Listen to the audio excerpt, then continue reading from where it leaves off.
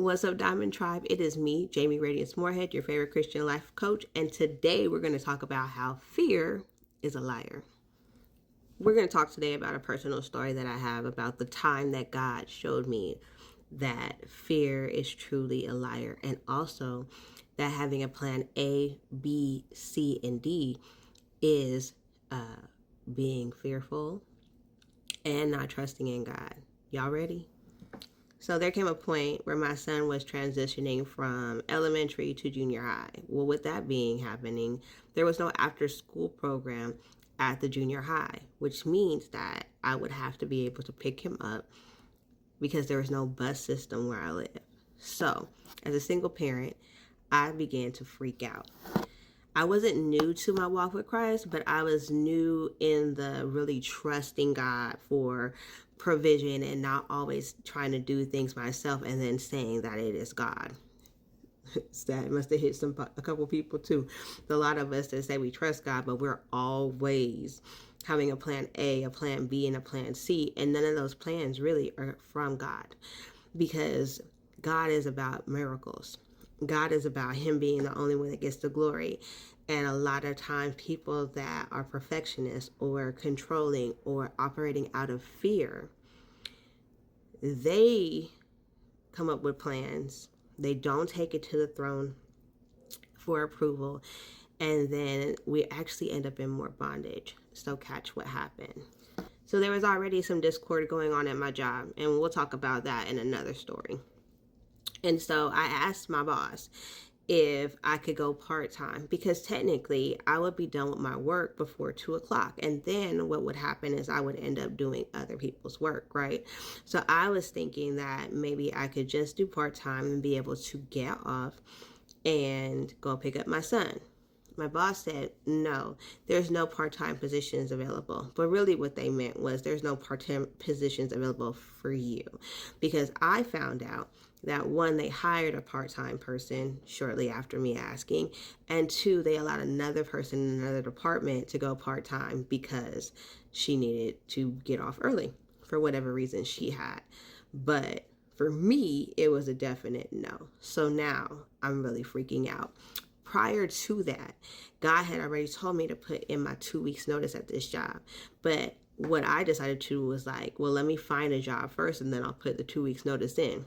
God said, no, put the 2 weeks notice in. For about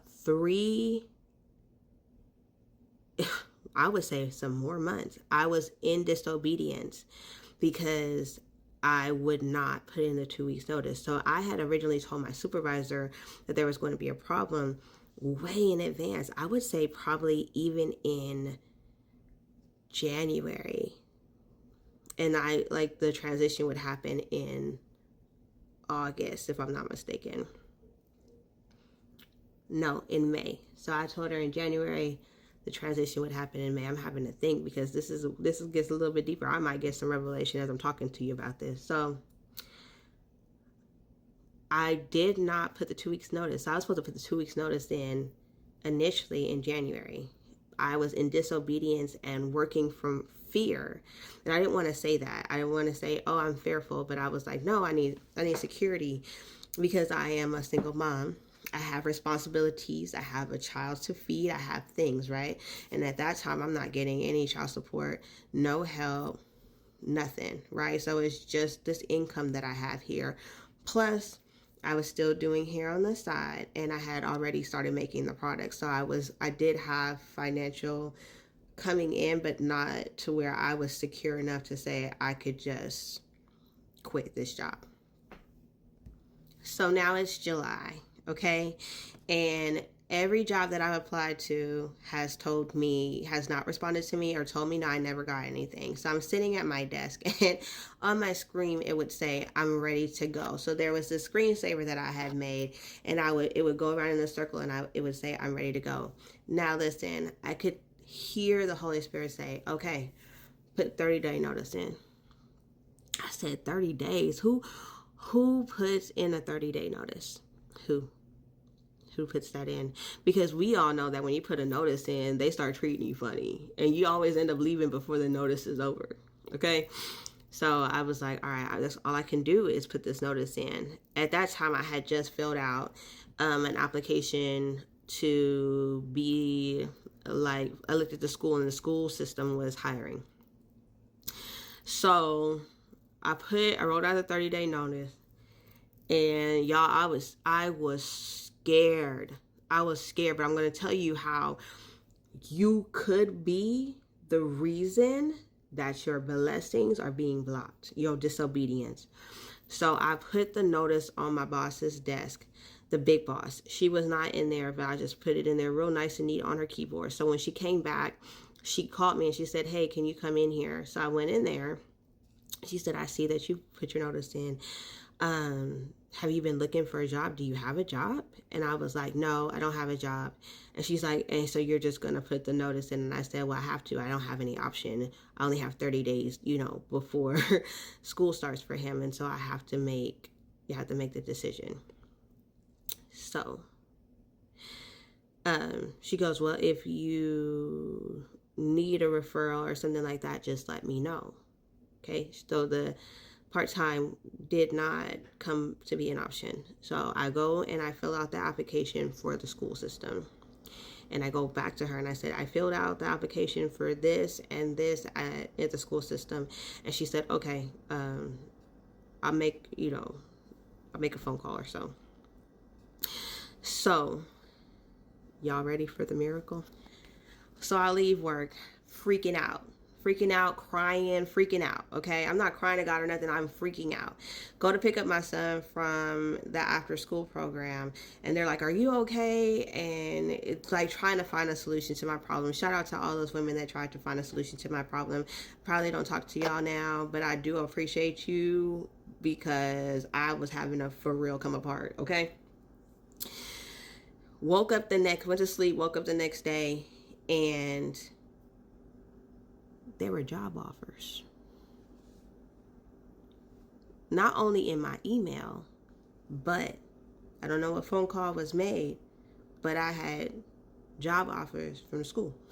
It get better. I don't know what happened from the time I put that notice in to the phone call being made on my behalf to all kinds of stuff.